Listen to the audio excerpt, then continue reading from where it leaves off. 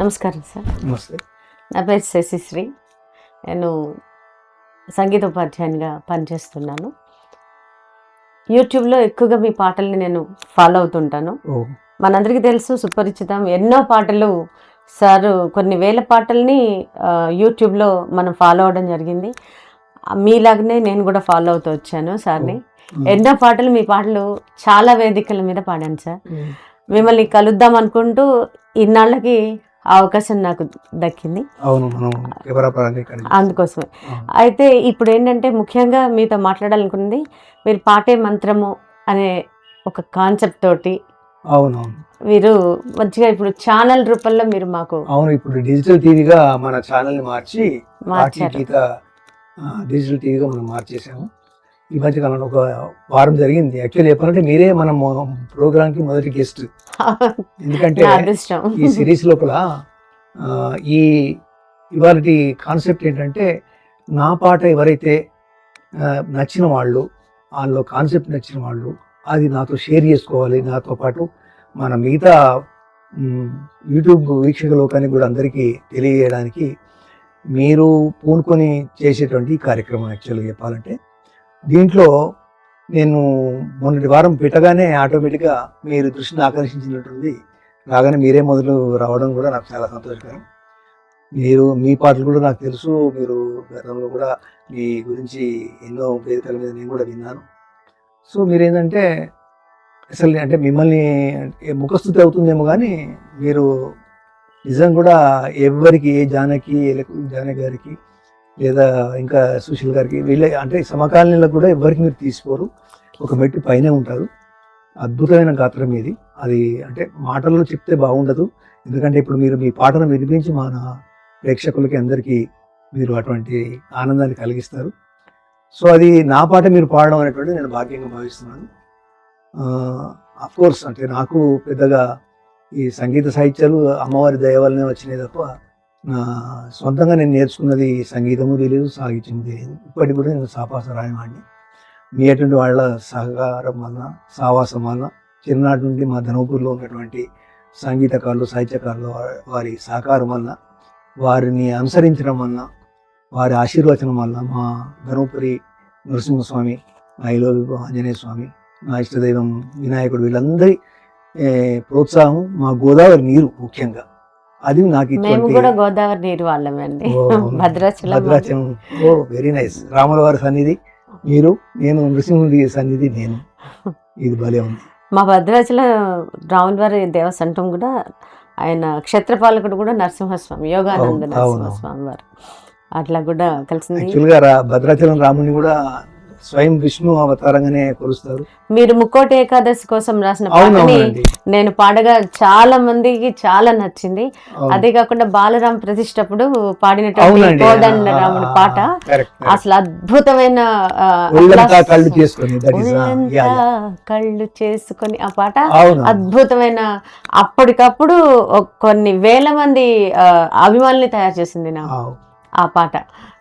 చాలా అద్భుతమైన ఒక్క పాట కాదు సార్, మీరు రాసిన ప్రతి పాటని కూడా నేను చాలా సందర్భాలకి అద్భుతమైన అప్లాస్ తోటి నేను వేదికల మీద పాడటం వల్ల అప్లాస్ రావడం జరిగింది.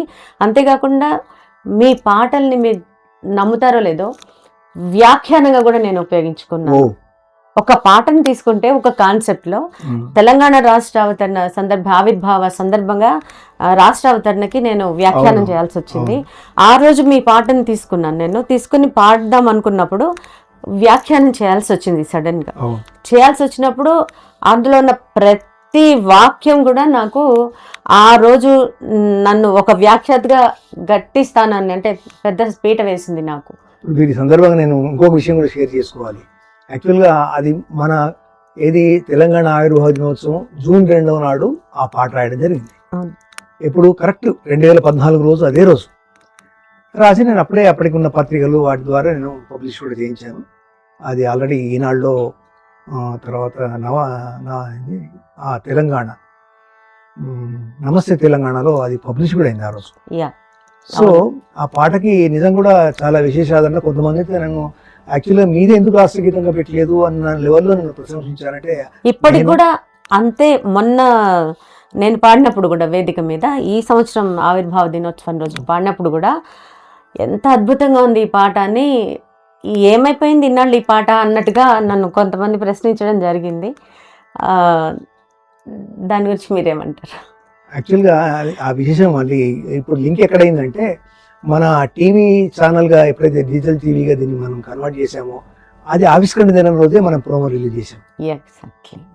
మొదటి ప్రోమో ఆ రోజు మంగళవారం, పాటే మంత్రం అనేటువంటి ఈ పాటతోటే మనం ఆ రోజు ప్రోగ్రామ్ స్టార్ట్ చేయడం జరిగింది. బహుశా మీరు చెప్తున్నది అదే పాట అనుకో. అదే పాట. ఓ అప్పుడే అప్పటికప్పుడు రాశాను. ఆ పాట కూడా సార్ ఫస్ట్ పాడింది ఆ పాట. ఆ పాట మనం అవతరణ దినోత్సవం కోసం రాశాను. ఈ ఛానల్ ప్రారంభం రోజు మనం ఆ పాటే మంత్రం టైటిల్ కోసం రాసిన పాట. మొన్న దాన్ని అంటే ప్రోమోలోనేమో చెప్పలేకపోయాను, అప్పుడు టైం తక్కువ ఉండడం వల్ల. మొన్నటి 3 days బ్యాక్ దాన్ని మొన్న మంగళవారం రోజు ఆ పాటని టైటిల్ సాంగ్తో సహా కంప్లీట్ ప్రోగ్రామ్గా ఆ రోజు రిలీజ్ చేసాము. అది యాక్చువల్గా రచయితగా నా ప్రోగ్రామ్, అంటే నేను నా భావాల్ని ఆ పాట ఎలా పుట్టింది, దానికి ఉన్న పూర్వాపరాలు ఏంటని చెప్పడానికి నేను మన వీక్షక లోకానికి అందరికీ అందజేసినటువంటి కవి మనోభావం. మీ పాటల్ని మా విద్యార్థులు నృత్య రూపకంగా కూడా చేశారు సార్. వాళ్ళకి జాతీయ స్థాయిలో అవార్డు రావడం జరిగింది. అది కాకుండా మొన్న రాష్ట్రపతి భవన్లో కూడా మాకు ఫస్ట్ ప్రైజ్ రావడం జరిగింది సార్ పాటకి. సో ఎన్నో చోట్ల అంటే ఇక్కడ మొన్నటి రాష్ట్రపతి భవన్లో జరిగిన కాంపిటీషన్స్లో కూడా మేము సెకండ్ ప్రైజ్ని తీసుకోవడం జరిగింది. అయితే మీరు పర్యావరణం మీద రాసిన పాటలు ఇవన్నీ కూడా ప్రతి కాన్సెప్ట్ సార్, అంటే ఒక దాని గురించి కాదు, ఒక్క పాట గురించి మాట్లాడితే అది చాలా తక్కువ. ఒక పాటలో కొంత మాత్రమే చెప్పగలమేమో, కానీ ప్రతి పాట కూడా మీరు కాన్సెప్ట్ ఏదైతే ఉంటుందో, మీరు పితృదేవతల మీద రాశారు, తర్వాత వాన చినుక మీద రాశారు. అద్భుతమైనటువంటి అప్లాస్ వచ్చింది దానికి. ఎంతోమంది వ్యూవర్స్, కొన్ని వేల మంది అభిమానులు మీకు తయారయ్యారు దాంట్లో. చిట్టి చినుక నువ్వు తాకకుంటే, ఇట్లా ప్రతి పాట కూడా ఏ పాటకి ఆ పాటే. మీతో పాటు మమ్మల్ని దాంట్లో అలా ప్రవహింపజేస్తే అలా ఓళ్ళాడుతూ వెళ్ళిపోతున్నట్టుగా, గాలి అలలపై తేలుతున్నట్టు పాట అలలపై మీరు తేలుస్తూ మమ్మల్ని ఆనంద పారవస్యంలో ముంచుతున్నారు. అంతేకాకుండా భగవంతునిపై రాసిన ప్రతి పదం కూడా కొన్ని వేల పుష్పార్చనలుగా మారి, నేను ఈరోజు మీకు కామెంట్లో రిక్వెస్ట్ చేయడం కూడా అదే జరిగింది. ఆ భగవంతుని మీ పద స్వర అర్చన చేస్తున్నారు, అంత ఆనందిస్తున్నాడు ఆయన. అటువంటి మీతోటి నేను మాట్లాడడం నాకు ఒక అవకాశం అండి అనుకున్నాను. అడగగానే మళ్ళీ వెంటనే నాకు ఈ అవకాశం దక్కడం నిజంగా నా అదృష్టంగా భావిస్తాను. ఎవరికి ఏది ఎక్కడ ఆల్రెడీ డెస్టినీ ఉంటుందో, ఏదైతే విధి రాసిపెట్టి ఉంటుందో దానికి వాళ్ళు తప్పకుండా వెతుక్కొని వస్తారు.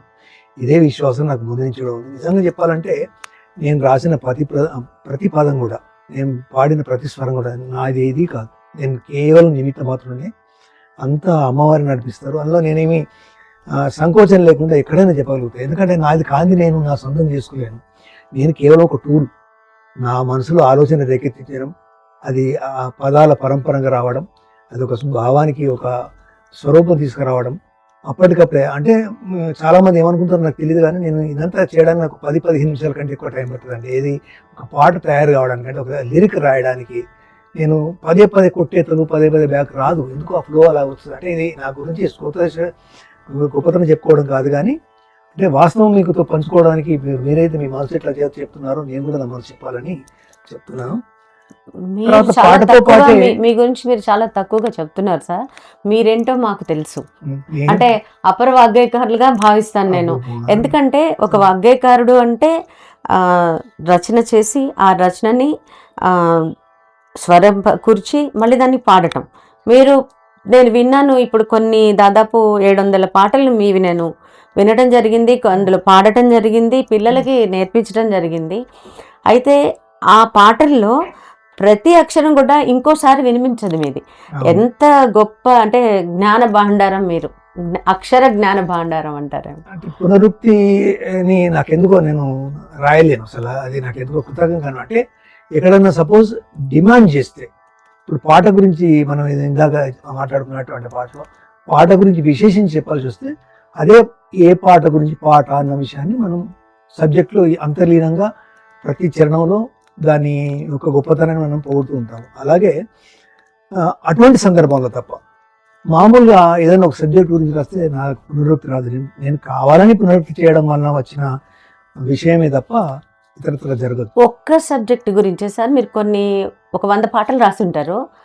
ఆ 100 పాటల్లో కూడా ఆ కాన్సెప్ట్ లేదు సార్. అంటే డిఫరెంట్ కాన్సెప్ట్, అంటే దానికి సంబంధించిన కాన్సెప్టే, ఎక్కడ డీవియేషన్ ఉండదు. కానీ అదే కాన్సెప్ట్ మళ్ళీ ఎట్లుంటుందంటే ఇట్లా గుండెలోంచి ఇట్లా లోతుల్లోకి వెళ్ళిపోతుంది అది. అంటే ఒక భావం అనేది వ్యక్తి రాస్తారు. పాటలు వింటున్నాం, చాలా పాటలు తెలుసు మనకి, గొప్ప వాళ్ళు రాసిన ఉన్నాయి. కానీ ఆ గొప్ప వాళ్ళల్లో కూడా మీరు ఎక్కడో మరుగున పడున్నారని నాకు అనిపిస్తుంది తప్ప మీకు రావాల్సినంత ప్రసిద్ధి రాలేదని నాకు అనిపిస్తుంది. ఏమో నాకు సిద్ధి వస్తే సరిపోతుంది, ప్రసిద్ధి కంటే అమ్మవారు ఇచ్చిన సిద్ధి సరిపోతుంది. అది మీ వినయం, సంస్కారం అండి. కానీ ఒక గురువుగా నేను భావిస్తున్నాను. ఎందుకంటే నాకేమీ రాదంటూనే ఒక్కొక్క పాటకి ఒక్కొక్క రాగాన్ని, ఆ రాగం కూడా ఒకవేళ ఒక 10 పాటలు ఉన్నట్లయితే అదే రాగాన్ని అదే శైలి రాదు మళ్ళీ మీ దగ్గర. స్వరకూర్పులో డిఫరెంట్ సంగీత కల్పన అనేది డిఫరెంట్గా ఉంటుంది.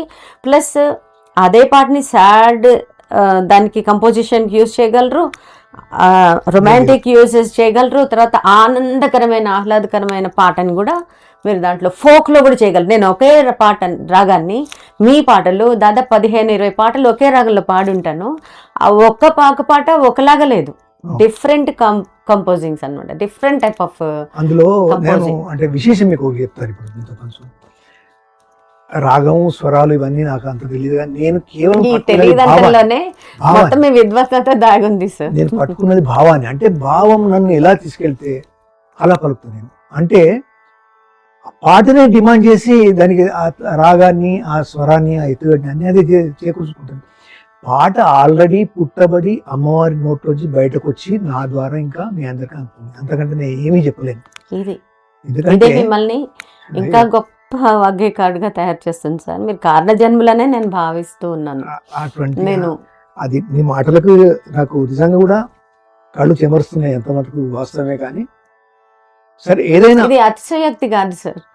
నేను మీ పాటల్ని ఫాలో అవుతూ పాడుతూ అనేక వేదికల మీద, ఇప్పుడు రేపు తెలంగాణ ఆవిర్భావ దినోత్సవ సందర్భంగా నా స్టూడెంట్ ఒక అమ్మాయి, మీ పాటలు పాడిన అమ్మాయి, తను వరల్డ్ రికార్డ్ సాధిస్తోంది రేపు. మీకు ఇప్పటివరకు చెప్పలేదు నేను, ఇది ఇంకా ఎవరికి నేను చెప్పలేదు. ఇప్పుడు ఈ వేదిక ద్వారా చెప్పాలనే ఉద్దేశంతోనే నేను మీకు కూడా చెప్పలేదు. సంతోషం. సో అది ఆ అమ్మాయి కూడా నా దీవెనలు. ఇట్లాగే నా పాట ప్రపంచవ్యాప్తంగా అయ్యి అందరూ పాడుకొని అదే నాకు తృప్తి, అదే కీర్తి కిరీటం, అదే నాకు నోబెల్ ప్రైజు, అదే నాకు అని ఏ ప్రైజులు లేదండి. మనసుకున్న తృప్తిని మించిన ప్రైజు, భగవంతుని సన్నిధిని మించిన ప్రైజు ఇంతవరకు ఏది పుట్టలేదు. అందరూ రాసేది సరే, వాళ్ళను వరించడం వేరు, కానీ ప్రతి రచయిత కానీ ప్రతి గాయకుడు కానీ ఆత్మానందాన్ని మించినటువంటి ప్రైజ్ ఏది అది ఇచ్చిందంటే మనకి అది ఆ సంతృప్తిని కొలవలేమండి. అంటే అది పొందటం అలవాటైంది కాబట్టి మీరు అలా లోపలే ఉండిపోయారని భావిస్తున్నారు.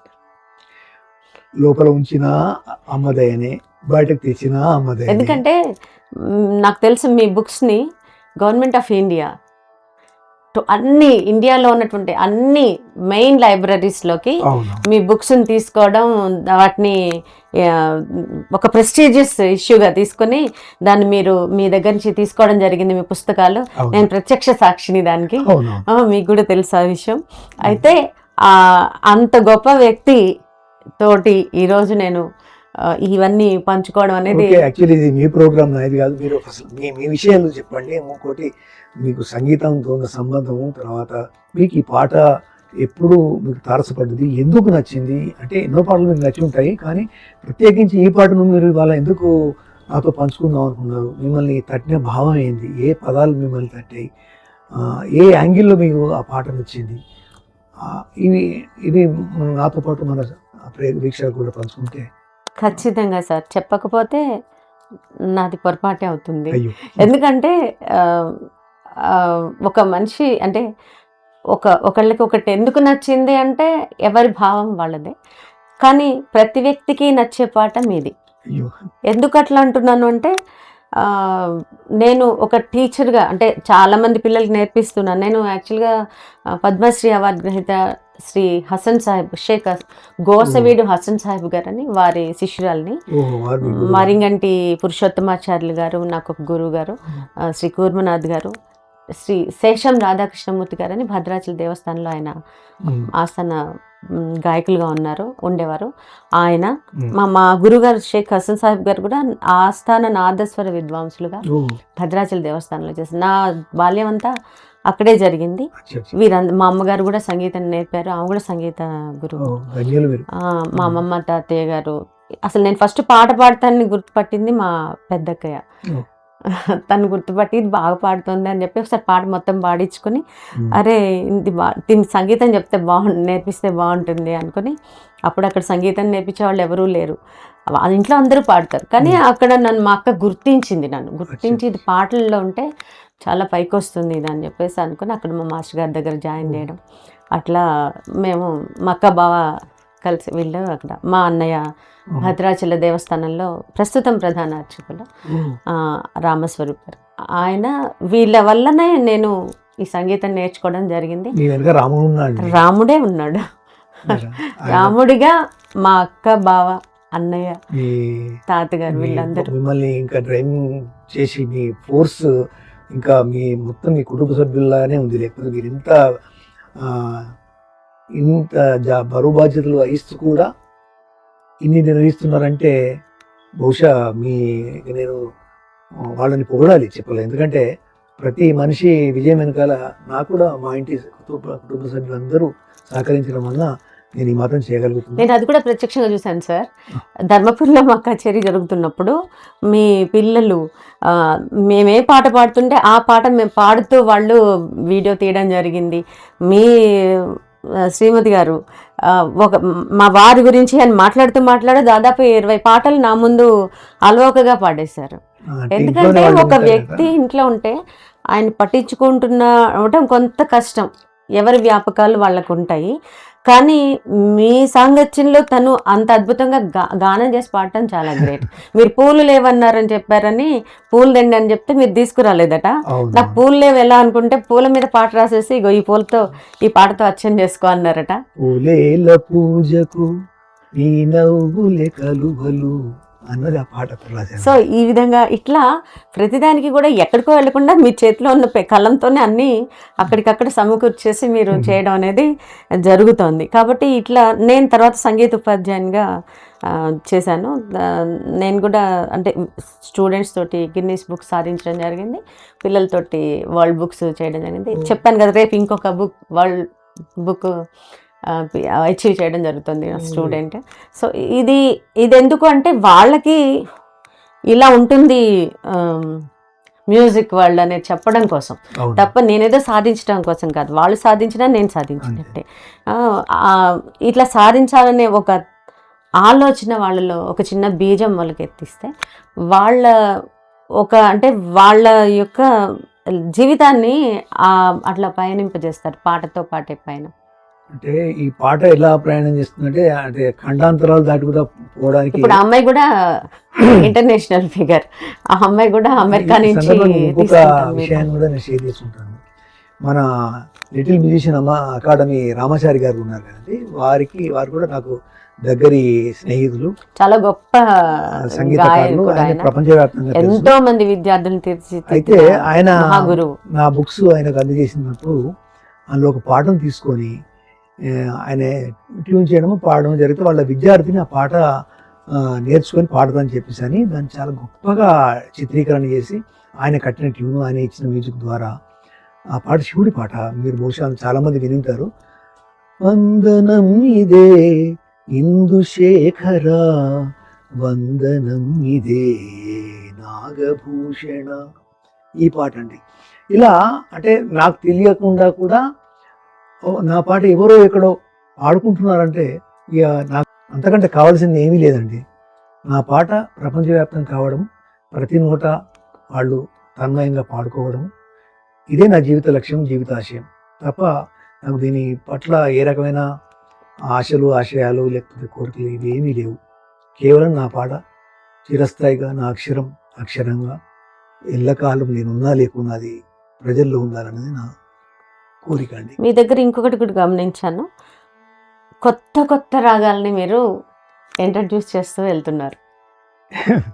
అది కూడా అమ్మవారి చెప్తున్నాను, ఆ కొత్త కొత్త రాగాలు సడన్గా విననివి రాగాలు, తెలియని రాగాలు, అలా ఎవరికి అంటే తెలియని రాగాలు అంటే ఎప్పుడో అతి పురాతనమైనటువంటి మల్లికా వసంతం ఇట్లాంటి రాగాలని తీసుకొని మీరు పాట చేయటం. ఒక విషయాన్ని ఇప్పుడు అంటే అదే అమ్మవారు ఇచ్చిన నాకు ఒక వరంగా నేను మీతో షేర్ చేసుకోవాల్సిన, అంటే నేను ముందే చెప్పినట్టు అదిలో అక్షర సత్యం ఏంటంటే నాకు సాపాస నేర్చుకోలేదు, నాకు ప్రత్యక్ష గురువులు ఎవ్వరూ లేరు, నేను ఎవరి దగ్గర పోయి సాపాసాని నేర్చుకోలేదు. కానీ మా ధర్మపూర్లో చిన్నప్పటి నుండి భజనలు, కీర్తనలు, పురాణాలు ఇవన్నీ నాకు ఉంటబట్టడం వలన సంగీతంలో అంతర్భాగమైంది. మా ధర్మపురి విశిష్ట వ్యక్తి ఈ సంగీతంలో, ఆయన కూడా మరుగున ఉండేటువంటి మహా వ్యక్తి ఆయన చాచం కిష్టయ్య గారు. ఆయన సంగీత బ్రహ్మ, అపార త్యాగరాజు ఆయన. అటువంటి వ్యక్తి ఆయనను 1-2 సార్లు చూడడం నా చిన్నతనంలో జరిగింది. ఆయన అప్పట్లో దేవస్థానంలో కచేరీలు చేయడం కూడా నేను సరదాగా అంటే తెలిసి తెలియకుండా వెళ్ళి విన్న భాగ్యం కూడా దక్కింది. అలాగే కొంటికల్ల నరసయ్య గారు అని చెప్పేసి, మన కొంటికల్ల లక్ష్మణ సాయి గారు చాలా సంగీత విద్వాంసులు, చాలామందికి ఆయన సుపరిచితులు, ఎన్నో సినిమాలకు కూడా సంగీతం వహించారు. మన ధర్మపురికి ఆయన కూడా ప్రైడ్ ఆఫ్ ధర్మపురి. అలాగే హరీష్ శంకర్ గారు కూడా, వాళ్ళ తాతగారు కూడా ప్రముఖ పౌరాణికుడు ఆయన మాణిక్య శాస్త్రి గారు. వారి సాంగత్యం వల్ల ఆయన వాళ్ళ మనవరు హరీష్ శంకర్ డైరెక్టర్ గారు ఇప్పుడు అందరికీ ప్రపంచానికి తెలుసు. ధర్మపురి వాళ్ళల్లో అంటే కొంతమంది బాగా పుంజుకొని బయటకు వచ్చిన వాళ్ళు ఉన్నారు, కొంతమంది ఇలాగే ఉండిపోయినారు. అట్లా ఉండిపోయిన వాళ్ళు కొంటికల నరసయ్య గారు అంటే లక్ష్మణ సాయి గారి వాళ్ళ ఫాదరు అద్భుత సంగీత విద్వాంసులు. రామయ్య గారేమో వేములవాడ దేవస్థానం యొక్క ఆస్థాన విద్వాంసులు ఉంటారు, ఈ మధ్యన రిటైర్ అయ్యారు. ఆయన కూడా నాకు ఒక రకంగా గురువు. అంటే వీళ్ళందరూ నా పాటలు ట్యూన్ చేసి చిన్నప్పుడు నన్ను ప్రోత్సహించి ఇలా చేసిన వాళ్ళు. లక్ష్మణ సాయి కూడా నాకు ఎన్నో పాటలకి ట్యూన్ చేసి మెలోడీస్ చేశాడు. ముఖ్యంగా మా ఊరు ధర్మపురి ఆయన చేసినటువంటి మెలోడీ, ఆయన పాడడం కూడా చాలా అద్భుతంగా పాడతాడు. ఇదంతా ఎందుకు చెప్పాల్సి వస్తుందంటే ఈ ఒక పాట పుట్టడానికి దానికి ఎన్ని పురికొల్పుతాయో చెప్పడం కోసం నేను ఇంత చెప్పాల్సి వస్తుంది. ఆ కొంటికల్లా మనం వాళ్ళ నరసయ్య గారిని మనం కలుసుకోకపోతే నాకు సంగీతం అన్న మాట మాట్లాడడానికి నేను లేను. ఎందుకంటే నేను వేసే ప్రతి పిచ్చి ప్రశ్న, ప్రతి సంగీతం గురించి ఇది అంటే తెలిసి తెలియక నాకున్న ఉత్సాహం కంటే ఆయన ఓపికగా కూర్చుని తన హార్మోనియం మీద వాయించి అది చూపించి అది చేస్తుంది. ఆయన చెప్పిన తర్వాత నేను ఏదో అప్పుడు ఉన్నప్పుడు ఒక ఎలక్ట్రానిక్ కీబోర్డ్ కొనుక్కున్నాను చిన్నది, చేయించుకుని దాంట్లో ఒక శృతి లోపల ఏ రాగం ఎలా ఉంటుంది ఇలా అంటే ఆయన ఏదో చెప్తూ పోయాడు, నేను నేర్చుకుంటున్నాను. అంటే ఒక రకంగా ఆయన గురువే, కానీ ఫార్మల్గా కాదు, ఇన్ఫార్మల్గా, నాన్ ఫార్మల్గా. నేనంటే గురువు దగ్గరికి వెళ్ళి మొదటి పాఠము, తర్వాత సా పా సా రి గా మ ప ఇట్లా ఏం నేను నేర్చుకోలేదు. నాకు శృతులు తెలియదు, స్వరాలు తెలియదు, ఇప్పటికి కూడా తెలియదు. అంటే ఒక అద్భుతమైన ట్యూన్స్ నాకు ఎందుకు వచ్చింది అదే చెప్తాను. నేను చిన్నప్పుడు నాకు చెప్పాను కదా, పాట నాతో పాటే పుట్టింది, ఆ పాటతో పాటే నేను పుట్టాను. మా అమ్మ గారి వెంకటలక్ష్మి గారు, మా అమ్మగారు, అంజయ్య గారు, మా నాన్నగారు, వారి వల్ల వాటి ప్రోత్సాహం వల్ల మా అమ్మ చెప్పే కథలు, పాటలు ఇవి కూడా నన్ను బాగా ప్రభావితం చేశాయి. అందువల్ల నేను ఈ పురాణాలు హరికథలు లేకపోతే వెళ్ళడం జరిగితే అక్కడ నేను పాడాలని నాకు ఉత్సాహం. మా స్కూల్లో కూడా పాటల పోటీలు జరిగాయి, ఈ 15 ఆగస్టు కానీ వాటికి అందరి పిల్లలాగా నేను పాల్గొనాలని పోతే నాకు దురదృష్టం ఏంటంటే నాకు గొంతు ముందు నుంచి కూడా బాగుండదు, కానీ నాకేదో ఒక తృప్తి పాట పాడితే పోటీల్లో మనం కూడా పాల్గొంటే నేను ఒక పాట మంచిది సపోజ్ ఒక సిరిమల్లిని ఇటువంటి పాట ఏదో నేను నేర్చుకుంటున్నాను. అదే అంటే ఇప్పుడు తెలుస్తుంది అది మోహన్ రాగం అని, నాకు అప్పుడు తెలియదు. అంటే నాకంటే ముందు ఎవరో వచ్చి అభినవతారవో అని శివరంజనులు మొదలు పెట్టేటప్పటికి నేను నేర్చుకున్నది కాస్త శివరంజనులకి నాకంటే ముందు అంటే ఆ శివరంజన్ కూడా అది కూడా తెలియదు, కానీ ఉన్నది అయితే పోయేది, అది ఉండబట్టేది. అంటే నాకు ఇది ఒక నెగిటివ్ పాయింట్. అంటే నేను ఎవరన్నా వెంటనే పాడితే మాత్రం నేను ఆ పాటలోకి వెళ్ళిపోతాను. అయితే దీన్ని అమ్మవారు నాకు ఒక వరంగా ఎలా మలిచిందంటే, నేను ఒక కొత్త రాగం విన్నా, ఒక కొత్త పాట విన్నా, ఆ స్వరం నాకు ఇమ్మీడియట్గా నా దీనిలో ఈ నెగిటివే నాకు పాజిటివ్ అయింది. మీరు అన్నారు చూడండి, మల్లికా వసంతం ఎట్లా వచ్చింది తెలియదు. నేను ఒక రేర్ రాగం కావాలని నేను చాట్ జీపీటీలో లేకపోతే దాంట్లోనే అడుగుతాను, లేకపోతే యూట్యూబ్లో సెర్చ్ చేస్తాను. మామూలు రేర్ రాగం అనేది అందరికీ అంటే ఈ కళ్యాణి, మోహన ఇవి చేసి అందరూ ఆరితేరి అంటే ఇంకేం లేదన్న లెవెల్కి తీసుకొచ్చారు.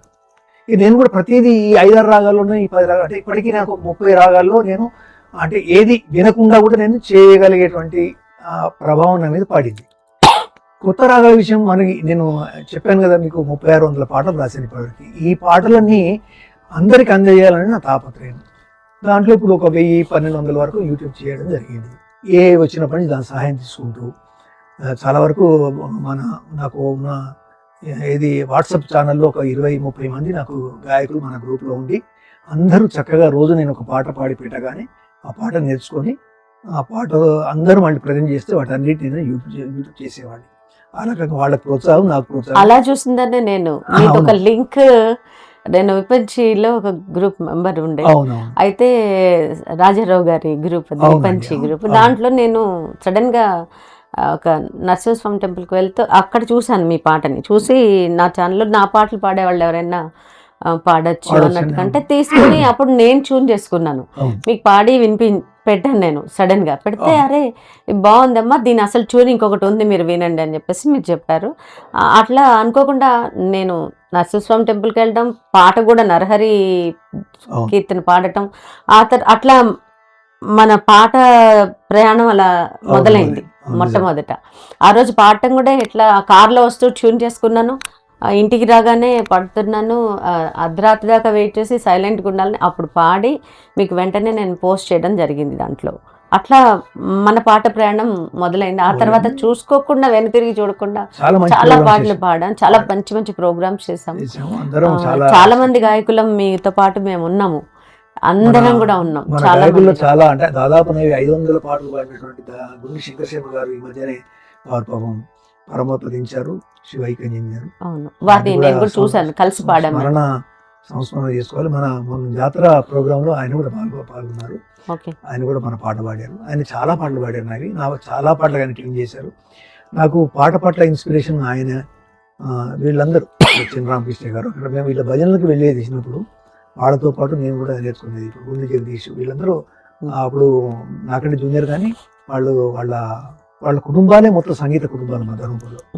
కానీ నాకు సంగీతంగా లేకుండా మా అమ్మ ఆశీర్వచనం, మా అమ్మ యొక్క ప్రోత్సాహం బాగా ఉండేది. నా పాటలు వచ్చి రాకుండా కూడా మా అమ్మ కూడా ఎప్పుడు రోజు పూజలో పాడుకునేది. సో ఆ రకంగా నాకు ఏదైతే వరం కాంతి ఉన్నదో ఆ వరం నాకు వరంగా వాళ్ళకి సమకూర్చింది. అందువల్ల మీరు చెప్పిన కొత్త రాగాలన్నీ కూడా ఒకసారి వినగానే నా ఉంట పడతాయి. అంటే ఓకే, మళ్ళీ సంగీతకారులు దాంట్లో ఈ స్వరం తప్పు పడింది, ఆ స్వరం అపస్వరం పడింది అంటే నాకు తెలీదు. కానీ ఆ పాట ప్రభావం వల్ల నేను ఒక కొత్తగా పాడే ప్రయత్నం చేస్తున్నాను. దాంట్లో ఎంత సఫలీకృతమైనాను అది నాకు తెలియదు. మనోరంజకం ఉందా అక్కడ ఆ పాటలో ఉన్న భావానికి ఏమన్నా నేను నా భావాన్ని పర్ఫెక్ట్గా అక్కడ పెట్టగలిగాను అనేది నేను చేస్తాను. గొంతు నాకు బాగలేదనేది అది నాకు ముందున్నటువంటి అదే. కానీ సరే, ఇచ్చింది అమ్మవారు చాలా గొప్పది, ఇబ్బంది ఇంకా గొప్పది. అప్పుడే దాని విలువ మనం తెలిసింది. గొంతు బాగుంటే పాట పాడటం అనేది సహజమా సార్? కానీ మనసుతో పాడినప్పుడు ఆ గొంతులో ఆ భావుకత, ఆ పాట యొక్క ప్రాణం ఏదైతే ఉంటుందో, ఆ జీవం అనేది ఏదైతే ఉంటుందో అది వినిపిస్తుంది, అది బయటికి వస్తుంది. అది నాకు దేవేంద్ర అన్నయ్య అని చెప్పి అంటారు. అన్నయ్య అమ్మ నాకు గొంతు బాగాలేదురా ఇట్లా మీలానే అన్నారు. అన్నయ్య పాడుతుంటే అన్నయ్య పాడినట్టు మాకు రాదు, అంత బాగా పాడతారు ఆయన. ఆయన నంది అవార్డు గ్రహీత. ఎంత అద్భుతంగా అంటే మంచి రైటర్ అసలు. ఎందుకు మీరందరూ అట్లా ఉన్నారు. కానీ ఆయన అంటాడు మానవ సేవగా ఆయన పాటను రాస్తారు. అట్లాగా ఆయన చెప్పారు అనమాట, అరే నాకు గొంతు లేదని, అసలు మీరు పాడినట్టు మేము పాడలేకపోతున్నాం. అట్లానే మీకు కూడా నేను అదే చెప్తా, నేను మీ పాట విన్నప్పుడల్లా నేను అదే అనుకుంటాను. అదే విశేషం ఏంటంటే నా ట్యూనే పాడతారు, మీరు ట్యూన్ చేయగలుగుతారు, మీరు రాయగలుగుతారు, మీరు అద్భుతమైనటువంటి సంగీతకారిణి, మీకు డబుల్ పిహెచ్డీలు ఎంఏలు అన్నీ ఉన్నాయి. సర్టిఫికేట్స్ ముఖ్యం కాదు సార్, సామర్థ్యం ముఖ్యం ఎప్పుడైనా సరే. అది నాకు చెప్తున్నాను కదా, మా మాస్టర్ గారు ఒకటే చెప్పారు. ఏం చెప్పారు అంటే, నువ్వు పాడినప్పుడు నీ మనసుతో పాటు అవతల వ్యక్తి యొక్క మనసు కూడా ఆర్ద్రం అయితేనే అది సంగీతం. శశమ్మ, నువ్వు పాడి ఎన్ని సర్టిఫికెట్లు తెచ్చుకున్నా అది సంగీతం కాదు. అందుకని నేను ఈ రోజుకి కూడా నాకు వచ్చినవని నేను అనుకోవట్లేదు. మాస్టర్ ఆయన దయ, నా గురువు దయ, భగవంతుడి దయ, భగవాన్ శ్రీ శ్రీ శ్రీ విశ్వయోగి విశ్వంజీ స్వామి వారు నా గొంతుని పలికించారు. ఒకసారి ఒకనప్పుడు మోగపోయింది నాది. పోయినప్పుడు స్వామి ఇట్లా ఉంటుందంటే ఒక పాట నువ్వు పాడుతూ ఉండు అన్నారు. ఆయన చెప్పిన క్షణం నుంచి ఈ రోజు వరకు నా గొంతు మళ్ళీ మోగపోలేదు. ఎందుకంటే మీకు కూడా తెలుసు స్వామి ఎంత సంగీత ప్రియుడు, నాద ప్రియుడు ఆయన మనం కూడా ఒకసారి కలుసుకున్నాం. అద్భుతమైన ఒక లైఫ్లో వెనక్కి తిరిగి చూడని జీవితాన్ని ఆయన నాకు అందించారు. ఆయన ఇచ్చిన బోనస్ లైఫ్ ఇది. సో ఇప్పుడు మనం ఏం చేద్దామంటే, అసలు నిజంగా చెప్పాలంటే ఇంత చాలా మొదటి ప్రోగ్రామ్ కాబట్టి మనకి ఇంకా డిజైనింగ్ లేకను, మరి లేకపోతే స్క్రిప్ట్ లేకను మనం మామూలుగా పిచ్చాపాటలాగా ఉన్నాం. ఈ శ్రోతలు కూడా, బహుశా వీక్షకులు కూడా బోర్ కొడుతుందేమో. అందుకోసం మనం పాటలకు వెళ్దాం. ముఖ్యంగా మీరు నచ్చిన పాట మీకు అది తీసుకొని దాన్ని మీకు ఏ సందర్భాల్లో ఏ పదం, ఏ వాక్యం, ఏ రకంగా నచ్చింది, ఏ భావం నచ్చింది చెప్పి మీరు మీ గొంతుతో ఆ పాట పాడితే మన వీక్షకులు కూడా దాన్ని నిజమైన గాయని పాడితే ఎలా ఉంటుందో వాళ్ళు చూస్తారు. ఓకే సార్, తప్పకుండా సార్.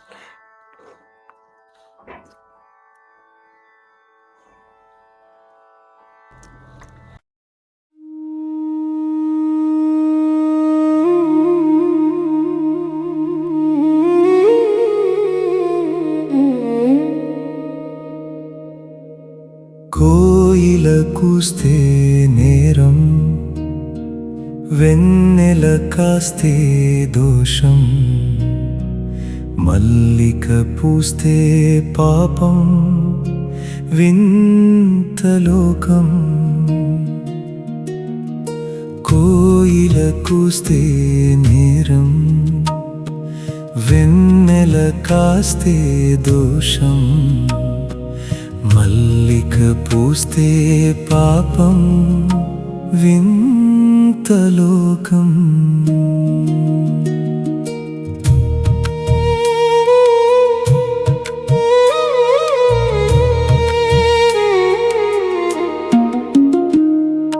వానకారు జోరుగానే సాగుతున్నా, మూగవోవా వానకారు జోరుగానే సాగుతున్నా, మూగవోవా వేళ కాని వేళలోనే తీపి రాగం తీయనేలా, వేళ కాని వేళలోనే తీపి రాగం తీయనేలా, పికజాతి ధర్మాన్ని భేదించనేలా, గీసిన గిరిగీత ఛేదించనేలా, పికజాతి ధర్మాన్ని భేదించనేలా, గీసిన గిరిగీత ఛేదించనేలా.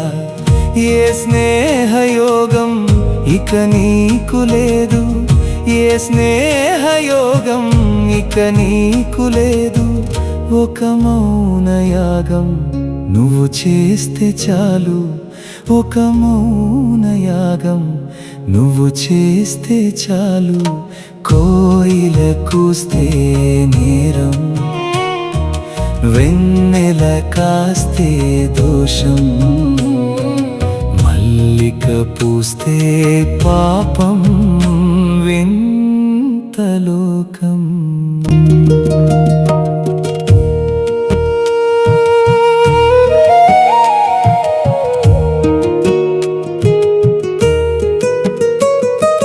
కార్తీక మాసం కానైన కాదు, పున్నమి దివసం ప్రతిరోజు రాదు. కార్తీక మాసం కానైన కాదు, పున్నమి దివసం ప్రతిరోజు రాదు. అమావాస్య నాడేలా అమృతాల జల్లు, మేఘాల తెరలున్న వెలుగేల రాజిల్లు. అమావాస్య నాడేలా అమృతాల జల్లు, మేఘాల తెరలున్న వెలుగేల రాజిల్లు ఓచకోరి కోరిక తీర్చాలనా ఈ కాల చక్రాన్ని మార్చాలనా ఓచకోరి కోరిక తీర్చాలనా ఈ కాల చక్రాన్ని మార్చాలనా విధిరాతకెప్పుడు ఎదురీదబోకు విధిరాతకెప్పుడు ఎదురీదబోకు మితిమీరకెప్పుడు అది మేలు నీకు మితిమీరకెప్పుడు అది మేలు నీకు కోయిల కూస్తే నేరం వెన్నెల కాస్తే దోషం మల్లిక పూస్తే పాపం ఇంత లోకం కోయిల కూస్తే నేరం వెన్నెల కాస్తే దోషం మల్లిక పూస్తే పాపం ఇంత లోకం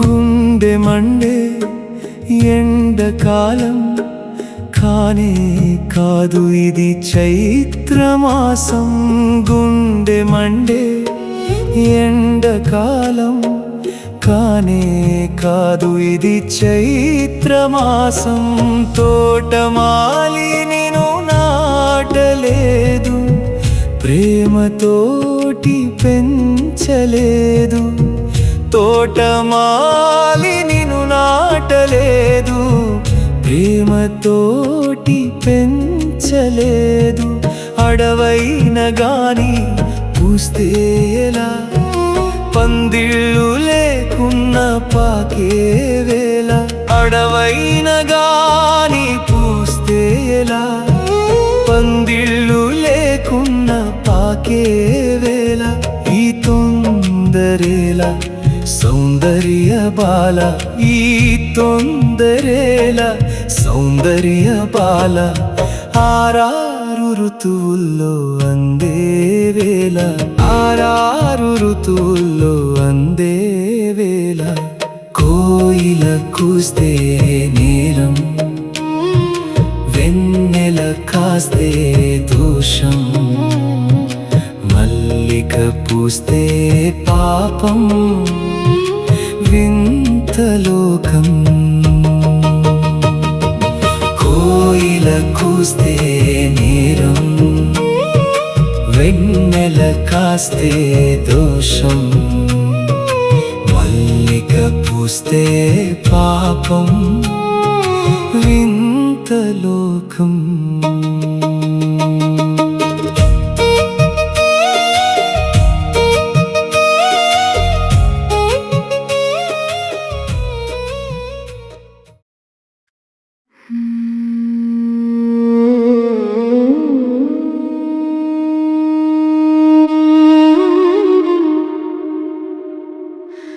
కోయిల కూస్తే నేరం వెన్నెల కాస్తే దోషం మల్లిక పూస్తే పాపం వింత లోకం కోయిల కూస్తే నేరం వెన్నెల కాస్తే దోషం మల్లిక పూస్తే పాపం వింత లోకం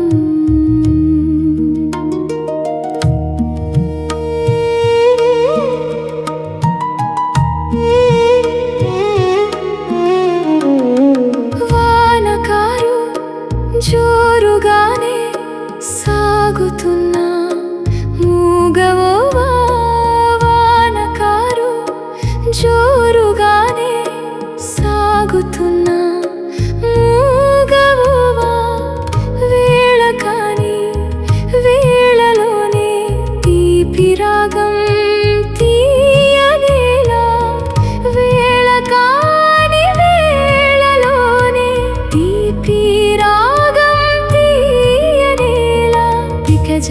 జాతి ధర్మాన్ని భేదించనేలా గీసిన గిరిగీత ఛేదించనేలా పిక జాతి ధర్మాన్ని భేదించనేలా గీసిన గిరిగీత ఛేదించనేలా ఏ స్నేహయోగం ఇక నీకు లేదు ఏ స్నేహయోగం ఇక నీకు లేదు ఒక మౌనయాగం నువ్వు చేస్తే చాలు ఒక మౌనయాగం నువ్వు చేస్తే చాలు కోయిల కూస్తే నేరం వెన్నెల కాస్తే దోషం మల్లిక పూస్తే పాపం వింత లోకం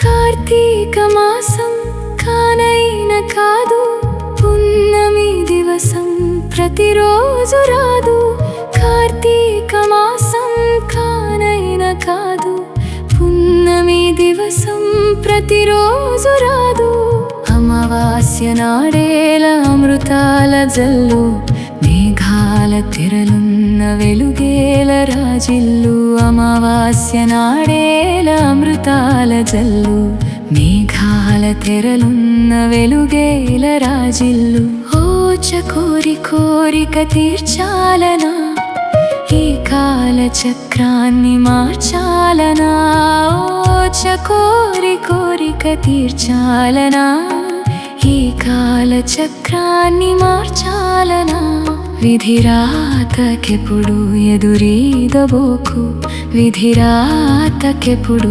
ఎదురీదబోకు మితిమీరకెప్పుడు అది మేలు నీకు మితిమీరకెప్పుడు అది మేలు నీకు కోయిల కూస్తే నేరం వెన్నెల కాస్తే దోషం మల్లిక పూస్తే పాపం వింత లోకం కోయిల కూస్తే నేరం వెన్నెల కాస్తే దోషం మల్లిక పూస్తే పాపం వింత లోకం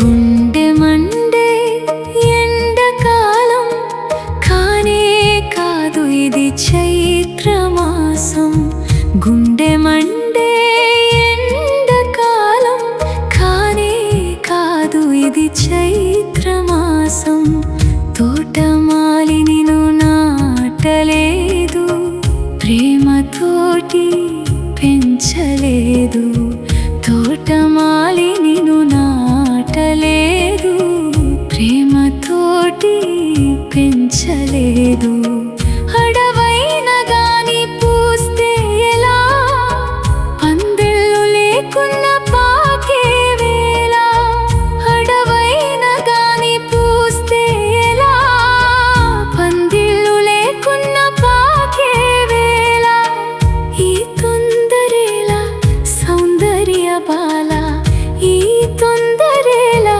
సౌందర్య బాల ఆరారు ఋతువుల్లో అందే వేళ ఆరారు ఋతువుల్లో అందే వేళ కోయిల కూస్తే నేరం వెన్నెల కాస్తే దోషం మల్లిక పూస్తే పాపం వింత లోకం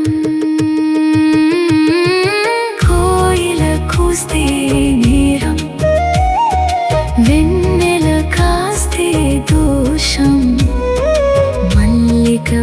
పూస్తే